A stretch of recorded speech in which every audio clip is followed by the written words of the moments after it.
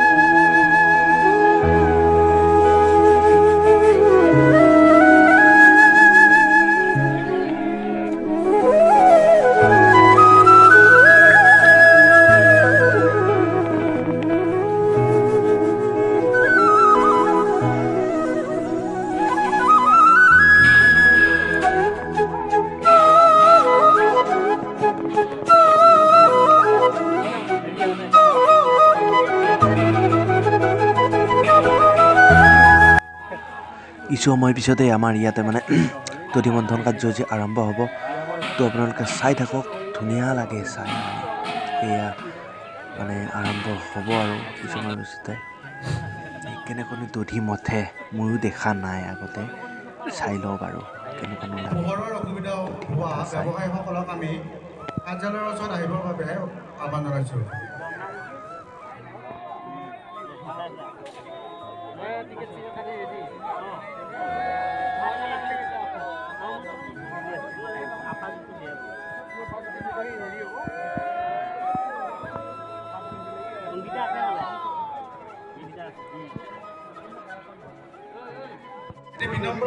চাওক গাইছ, মানে দধি কেনেকুৱানো মথে। এয়া আৰম্ভ হ'ব আৰু এই আৰম্ভ হৈছে।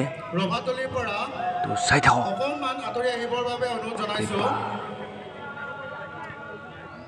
বৰ বেলেগেই এটি বিশেষ ঘোষণা, দধি মন্থন উৎসৱ অনুষ্ঠানটি উপভোগ কৰি থকা দৰ্শকসকলক আমি ৰভাৰ দুয়োকাষে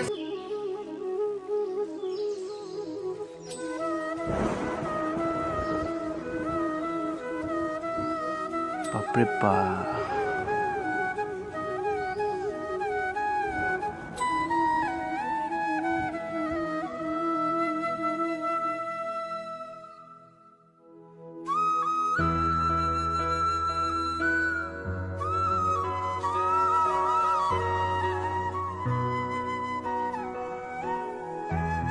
দৰঙৰ ঐতিহ্যমণ্ডিত হাজৰিকাপাৰা বৃহত্তৰ হাজৰিকাপাৰা অঞ্চলত আজি দৰঙৰ অন্যতম উৎসৱ মথনি উৎসৱ উদযাপন হৈ আছে। ইয়াতে বিভিন্ন দৰ্শকৰ ভিৰ সমাগম হৈছে। আপোনালোকো যদি অহা নাই আহিব, বহুত ভাল লাগে। ধুনীয়া লোকবিশ্বাস অনুসৰি কোৱা হয় যে মথনি উৎসৱৰ মানে আমি যিটো শুনিছোঁ আৰু অসুৰ আৰু দৈত্যসকলৰ মাজত, দেৱতা আৰু অসুৰৰ মাজত যেতিয়া কাজিয়া হৈছিল, তেতিয়া মানে মহাদেৱ সদাশিৱই তাৰ পৰা যিটো অমৃত উৎপন্ন হৈছিল, সেই অমৃতটো যদি অসুৰসকলে খায় তেওঁলোক অমৰ হ'ব বুলি ভয় কৰি মহাদেৱ নীলকণ্ঠই সেই বিষটো মানে পান কৰিছিল। সেইকাৰণে সদাশিৱক তেতিয়াৰ পৰা নীলকণ্ঠ বুলি কোৱা হয়। সেইকাৰণে সদাশিৱৰ ডিঙিত এটা নীলা কালাৰৰ চিন এটা থাকে। গতিকে লোকবিশ্বাস অনুসৰি মথনি উৎসৱৰ মেইন মানে মূল ভাগটো সেইটোৱে হয়। আপোনালোক আহিব, বহুত ভাল লাগে। আৰু আমাৰ হিৰকৰ HB ষ্টুডিঅ'টোত আপোনালোকে ভিজিট কৰিব, লাইক শ্বেয়াৰ কমেণ্ট কৰিব। ই ভাল ভাল ভিডিঅ' বনাই আছে, ব্লগছ বনাই আছে, বিভিন্ন জেগাত গৈছে, আমাৰে ওচৰৰে হয়। সেইখিনিয়ে আৰু দেখুৱাই আছোঁ বাকীবিলাক চাই থাকক। ইয়াত মানে বহুত দূৰণিৰ মানুহবিলাক মানে ইয়াত আহি সমাগম ঘটে।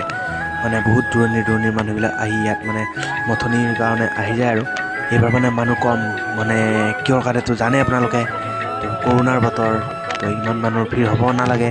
তো সেইকাৰণে ছাৰহঁতে মানে পূৰা মানে ডিউটিত ব্যস্ত হৈ আছে, যাতে মানে একো হাই কাজিয়া হুলি হাই নহয় আৰু তাৰ কাৰণে।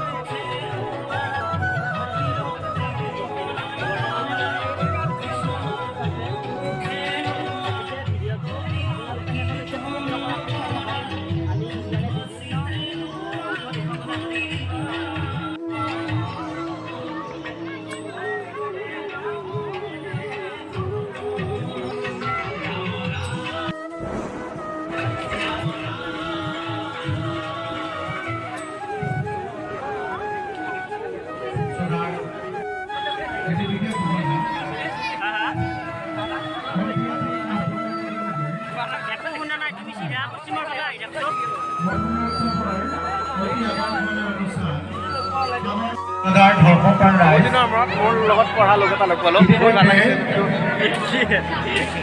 বিভিন্নজনে আমাৰ